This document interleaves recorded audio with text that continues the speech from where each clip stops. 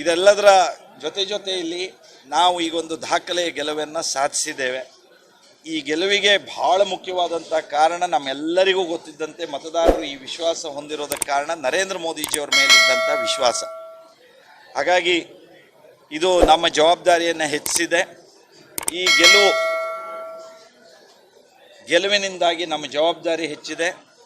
ಮುಂದಿನ ದಿನಗಳಲ್ಲಿ ಜನರ ಅಪೇಕ್ಷೆಯಂತೆ ಅಭಿವೃದ್ಧಿಯಲ್ಲಿ ಇನ್ನಷ್ಟು ಹೆಚ್ಚೆಚ್ಚು ನನ್ನನ್ನು ನಾನು ತೊಡಗಿಸ್ಕೊಂಡು ಅಭಿವೃದ್ಧಿಯನ್ನೇ ಕೇಂದ್ರೀಕರಿಸಿ ನಾನು ಕೆಲಸ ಮಾಡೋದಕ್ಕೆ ಬದ್ಧವಾಗಿದ್ದೇನೆ.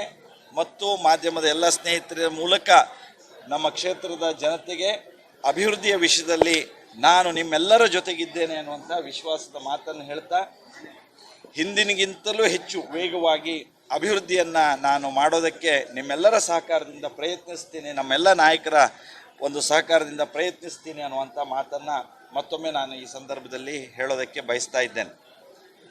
ನಾನು ಈ ಸಂದರ್ಭದಲ್ಲಿ ನೇರವಾಗಿ ಪರೋಕ್ಷವಾಗಿ ನಮ್ಮ ಗೆಲುವಿಗೆ ಕಾರಣೀಕರ್ತರಾದಂತಹ ಇನ್ನೂ ಅನೇಕರಿದ್ದಾರೆ, ಅನೇಕ ಸಂಘಟನೆಗಳಿದೆ, ಅನೇಕ ವ್ಯಕ್ತಿಗಳಿದ್ದಾರೆ. ನಾನು ಅವರೆಲ್ಲರಿಗೂ ಮತ್ತೆ ಅಭಿನಂದಿಸ್ತೇನೆ. ಈ ಚುನಾವಣೆ ಪ್ರಕ್ರಿಯೆ ಮತ್ತು ಮತ ಎಣಿಕೆ ಪ್ರಕ್ರಿಯೆಗಳು ಅತ್ಯಂತ ಯಶಸ್ವಿಯಾಗಿ ಸಮರ್ಥವಾಗಿ ಚುನಾವಣಾ ಆಯೋಗ ಮಾಡಿದೆ. ನಾನು ನಮ್ಮ ಜಿಲ್ಲಾಧಿಕಾರಿಗಳನ್ನು ಒಳಗೊಂಡಂತೆ ನಮ್ಮ ಚುನಾವಣಾ ಆಯೋಗದ ಎಲ್ಲ ಸಿಬ್ಬಂದಿಗಳಿಗೂ ಸಹ ನಾನು ನನ್ನ ಅಭಿನಂದನೆಗಳನ್ನು ಸಲ್ಲಿಸ್ತೇನೆ. ಈ ಸಂದರ್ಭದಲ್ಲಿ ಕಾಂಗ್ರೆಸ್ಸು ತನ್ನದೇ ಆದ ವೈಖರಿಯಿಂದ ಪ್ರಚಾರ ಕಾರ್ಯವನ್ನು ಮಾಡಿರೋದನ್ನು ನಾವೆಲ್ಲ ಗಮನಿಸಿದ್ದೇವೆ. ನಾನು ಕಾಂಗ್ರೆಸ್ಸು ನಮ್ಮ ಕ್ಷೇತ್ರದಲ್ಲಿ ಜನ ಕಾಂಗ್ರೆಸ್ಸನ್ನು ತಿರಸ್ಕರಿಸಿರೋದನ್ನು ನಾವು ನೋಡಬಹುದು. ನಾನು ಕಾಂಗ್ರೆಸ್ಸಿನ ಎಲ್ಲ ಹಂತದ ನಾಯಕರಿಗೆ ಕಾರ್ಯಕರ್ತರಿಗೆ ಅಭಿನಂದಿಸ್ತೇನೆ. ಒಟ್ಟು ಈ ಚುನಾವಣೆ ಪ್ರಕ್ರಿಯೆ ಬಹಳ ಒಳ್ಳೆಯ ರೀತಿಯಲ್ಲಿ ಆಗೋದಕ್ಕೆ ಅವರೆಲ್ಲ ಕಾರಣೀಕರ್ತರಾಗಿದ್ದಾರೆ. ಚುನಾವಣೆ ಪ್ರಕ್ರಿಯೆಯಲ್ಲಿ ನಮಗೆ ಎಲ್ಲೂ ಯಾವುದೇ ರೀತಿಯಾದಂತಹ ಗೊಂದಲಗಳು, ತೊಡಕುಗಳು ಆಗಿಲ್ಲ. ಅದಾಗದೇ ಇರುವಂತೆ ಪ್ರತಿಪಕ್ಷದವರು, ಕಾಂಗ್ರೆಸ್ದವರು ಮತ್ತು ಇಂಡಿಪೆಂಡೆಂಟ್ ಆಗಿ ನಿಂತಹ ಪಕ್ಷೇತರ ಅಭ್ಯರ್ಥಿಗಳು ಸಹ ಎಲ್ಲ ರೀತಿಯ ಸಹಕಾರವನ್ನು ಅವರು ಕೊಟ್ಟಿದ್ದಾರೆ. ಅವರೆಲ್ಲರಿಗೆ ನಾನು ನನ್ನ ಅಭಿನಂದನೆಗಳನ್ನು ನಾನು ಸಲ್ಲಿಸ್ತೇನೆ. ಮಾಧ್ಯಮದ ಸ್ನೇಹಿತರು, ಈ ಚುನಾವಣೆ ಪ್ರಕ್ರಿಯೆಯಲ್ಲಿ ನೀವು ಇನ್ನಷ್ಟು ಹೆಚ್ಚು ಹೊಳಪಿನಿಂದ ಹೊರಬಂದಿದ್ದೀರಿ. ನೀವು ನಮ್ಮ ರಾಜ್ಯದ, ದೇಶದ ಚಿತ್ರಣವನ್ನೆಲ್ಲ ಜನತೆಗೆ ಸ್ಪಷ್ಟವಾಗಿ ತಿಳಿಸುವಂಥ ಪ್ರಯತ್ನವನ್ನು ನೀವು ಮಾಡಿದ್ದೀರಿ. ಹಾಗಾಗಿ ನಾನು ನಿಮಗೂ ಸಹ ಈ ಗೆಲುವಿನಲ್ಲಿ ಪಾತ್ರ ಇದೆ ಅನ್ನೋದಕ್ಕೆ ನಿಮ್ಮನ್ನೂ ಸಹ ನಾನು ಅಭಿನಂದಿಸ್ತೇನೆ. ಒಂದು ಮಾಧ್ಯಮ ಕ್ಷೇತ್ರದಲ್ಲಿರೋರು ಹೇಗೆ ವಸ್ತುನಿಷ್ಠವಾಗಿ, ಸತ್ಯಪರವಾಗಿ ಮತ್ತು ರಾಷ್ಟ್ರೀಯತೆಯ ಹಿನ್ನೆಲೆಯಲ್ಲಿ ನೀವು ಹೇಗೆ ಒಂದು ಜನರನ್ನು ಜಾಗೃತಿಗೊಳಿಸಬೇಕು, ಪ್ರಬುದ್ಧಗೊಳಿಸಬೇಕು ಅನ್ನೋದಕ್ಕೆ ನಿಮ್ಮ ಪ್ರಯತ್ನ ನೀವು ಮಾಡಿದ್ದೀರಿ. ಸೋಷಿಯಲ್ ಮೀಡಿಯಾಗಳು ಸಹ ಭಾಳ ದೊಡ್ಡ ಒಳ್ಳೆಯ ಸಹಕಾರವನ್ನು ಕೊಟ್ಟಿದೆ. ಹಾಗಾಗಿ ನಿಮ್ಮೆಲ್ಲರಿಗೂ ಮತ್ತೆ ನಾನು ಅಭಿನಂದಿಸ್ತೇನೆ.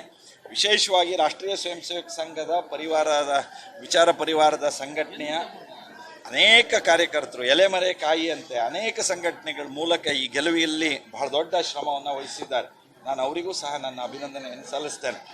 ನಾನು ಈ ಸಂದರ್ಭದಲ್ಲಿ ಖಾನಾಪುರದ ಜನತೆಗೆ, ಕಿತ್ತೂರಿನ ಜನತೆಗೆ, ಹಾಗೆ ಭಟ್ಕಳ, ಕುಮಟ, ಕಾರವಾರದ ಜನತೆಗೆ ಅಷ್ಟೇ ಅಲ್ಲದೆ ಶಿರಸಿ, ಯಲ್ಲಾಪುರ, ಹಳಿಯಾಳ ಕ್ಷೇತ್ರದ ಜನತೆಗೆ ನನಗೆ ಪ್ರಕ್ರಿಯೆಗಳೆಲ್ಲ ನಡೀತಾ ಇದೆ.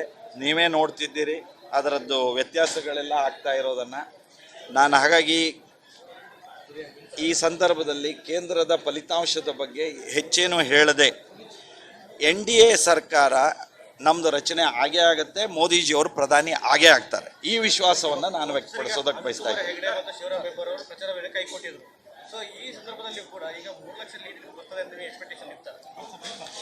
ನಾನು ಮಾಧ್ಯಮದ ಸ್ನೇಹಿತರ ಎದುರುಗಡೆಯಲ್ಲಿ ಚುನಾವಣೆ ಆದಮೇಲೆ ನಮ್ಮ ಲೋಕಸಭಾ ಕ್ಷೇತ್ರದ ಅವಲೋಕನ ಸಭೆ ಏನಾಯಿತು, ಆ ಅವಲೋಕನ ಸಭೆಯಲ್ಲಿ ನಮ್ಮೆಲ್ಲ ಪಕ್ಷದ ಪ್ರಮುಖರು ಕೊಟ್ಟಿರುವಂತಹ ಮತದ ಅಂತರ 2.5 ಲಕ್ಷಕ್ಕಿಂತ ಮೇಲಿತ್ತು. ನಾನು ಇದನ್ನು ನಿರಂತರವಾಗಿ ಹೇಳಿದ್ದೇನೆ ನಿಮ್ಮೆಲ್ಲರ ಎದುರುಗಡೆಗೆ, 2.5 ಲಕ್ಷಕ್ಕಿಂತ ಹೆಚ್ಚು ಮತದಲ್ಲಿ ನಾವು ಗೆಲ್ತೇವೆ ಅಂತ. ಆ ಮತದಲ್ಲಿ ಗೆದ್ದಿದ್ದೇವೆ, 2.5 ಲಕ್ಷ ಮತಕ್ಕಿಂತ ಹೆಚ್ಚು ಅಂತರದಲ್ಲಿ ಗೆದ್ದಿದ್ದೇವೆ.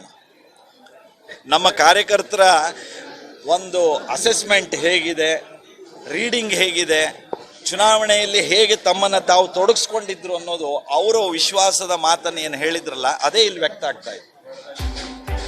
ಸುದ್ದಿ ಹಾಗೂ ಕುತೂಹಲಕಾರಿ ಮಾಹಿತಿಗಾಗಿ ಕೂಜಳ್ಳಿ ಟೈಮ್ಸ್ ಚಾನೆಲ್ಗೆ ಸಬ್ಸ್ಕ್ರೈಬ್ ಆಗಿ. ಪಕ್ಕದಲ್ಲಿರುವ ಬೆಲ್ ಐಕಾನ್ ಅನ್ನು ಪ್ರೆಸ್ ಮಾಡಿ.